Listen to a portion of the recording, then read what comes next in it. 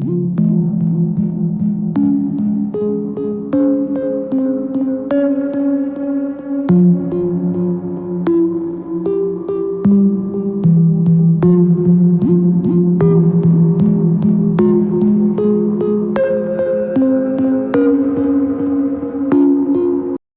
people have dealt with a cockroach at some point in their lives. You see one, you get rid of it. End of story. But what if the roaches in your home weren't acting like insects at all? What if they watched you? What if they appeared where no pest should be able to go?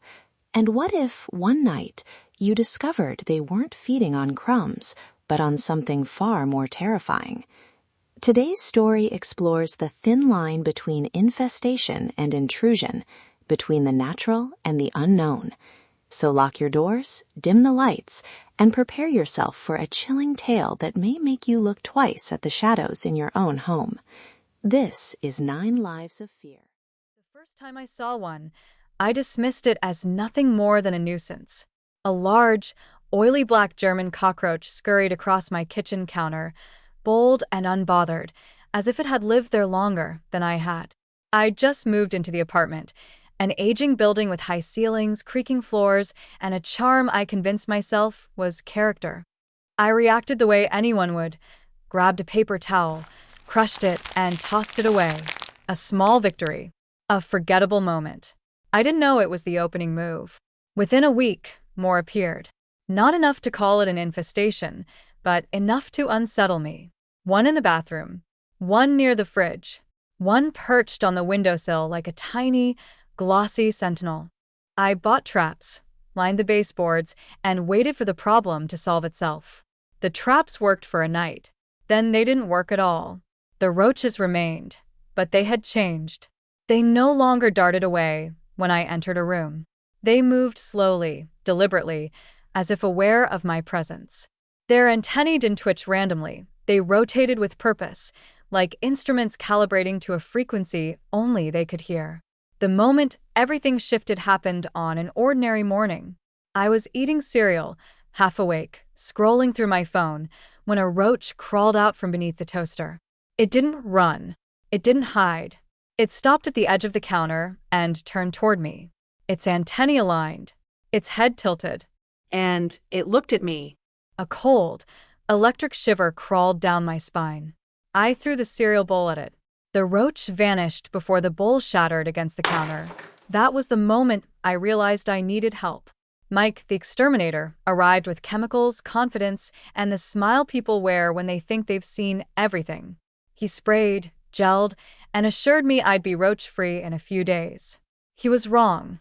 The next morning, I woke to a low, vibrating hum, not buzzing, but a deep, resonant thrumming that seemed to pulse through the floorboards, the walls, the air itself. A metallic smell accompanied it, sharp and sweet, like blood mixed with ozone. I searched the apartment, following the scent, and then I saw them. A cluster of roaches fused together in the corner of the kitchen ceiling, a pulsing, undulating mass of glossy bodies, their antennae sweeping the air in perfect unison. They weren't behaving like insects. They were behaving like a single organism. Watching me, Mike returned, pale and bewildered. "I've seen nothing like this," he whispered. Neither had I. I sealed every crack, reinforced the window seals, plugged in ultrasonic repellents. None of it mattered. The roaches didn't crawl in anymore. They manifested. One moment the surface was clean. Next, a roach was there, perfectly still, antennae twitching, eyes fixed on me. They weren't insects. They were vessels, fragments of something larger, something aware, something hungry. Nights became unbearable. Sleep slipped away from me, replaced by the faint scratching and skittering of tiny legs inside the walls, above my head, beneath my bed. At first, I thought it was my imagination, but the sound only grew clearer, more deliberate. It wasn't a random movement. It was pacing, watching, waiting. My home, once my sanctuary, became a cage, and I was the exhibit. The metallic smell clung to everything. Food tasted wrong. The water tasted sharp. Even the air felt heavy, as if saturated with something unseen. The roaches began appearing in meaningful places, on my pillow, on my clothes, on the cover of my favorite book. They were choosing locations. But the mirror was the worst. Every morning, a faint smear appeared across the glass, as if something had crawled across it during the night. Sometimes, a roach perched on the frame, perfectly still, facing my reflection instead of me, as if studying the effect it was having, as if taking notes. My mental state deteriorated quickly. I became gaunt, hollow-eyed, flinching at every shadow. And then I noticed the larger ones, the commander entities. Always alone, always watching, always appearing in places of significance. They didn't move. They didn't run. They observed, directing, orchestrating. One night, everything broke. I woke to the hum, louder than ever, vibrating inside my skull. The metallic smell was suffocating. I sat up slowly, my eyes adjusting to the darkness. And I saw them. They covered every surface, the walls, the ceiling, the floor, the furniture. Hundreds, thousands, perfectly still. Every tiny head turned toward me. The hum deepened, vibrating through my chest. And then a whisper slid into my mind. We see you. We taste your fear. Panic seized me. I stumbled out of bed, knocked over a lamp, and ran through the apartment. But it was the same everywhere. Roaches watching. Roaches waiting. My home wasn't mine anymore. It was a feeding ground. And I was the feast. I collapsed onto the couch, shaking uncontrollably. But amid the terror, a strange clarity pierced through the panic. This wasn't about insects. This was about fear. They weren't feeding on food. They were feeding on me, my dread, my unraveling sanity. I forced myself to stand. My legs trembled, but I stood. I walked through the apartment, whispering a mantra. This is my home. You don't feed here. You don't belong here. It felt ridiculous. But with every step, the air lightened. The hum softened. The metallic smell thinned. I imagined a shield, a warm, golden barrier expanding outward from my chest. A psychic perimeter. Hours passed. Or maybe minutes.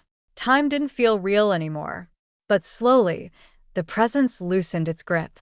By morning, the ceiling above my bed was empty. A lone roach in the kitchen scurried away like a normal insect. The difference between a pest problem and a spiritual intrusion had become horrifyingly clear. I didn't call Mike again. I didn't buy more traps. I cleansed. I burnt sage. Opened windows. Walked through each room with intention. This is my home. You don't feed here. You don't belong here. The air shifted. The atmosphere lightened. The hum faded to a ghostly whisper. The roaches stopped watching, but the scars remain. My home is a fortress now, not physically, but spiritually. Every morning, I check the corners. Every night, I listen to the silence. Because I know what's out there, waiting for a crack, a weakness, a home to break. And maybe, just maybe, they're watching you too.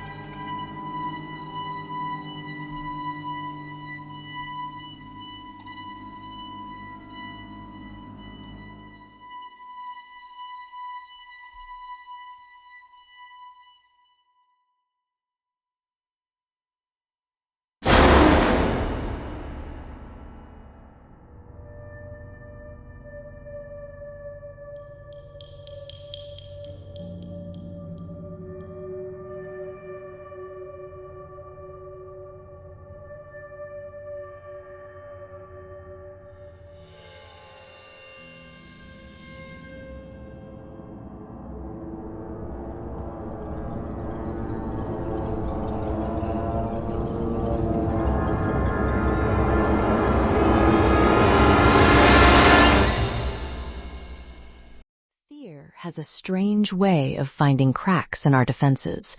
Sometimes it arrives through nightmares, sometimes through strange sounds in the dark, and sometimes through something as ordinary as a pest crawling across the floor. Whether the presence in this story was paranormal, psychological, or something far beyond human understanding is for you to decide. But one thing remains certain. The narrator learned that not every battle is fought with traps, locks, or walls. Some battles are fought within ourselves. And perhaps the most unsettling thought is this: if something truly feeds on fear, then every moment of panic becomes an invitation. Thank you for spending time with 9 Lives of Fear.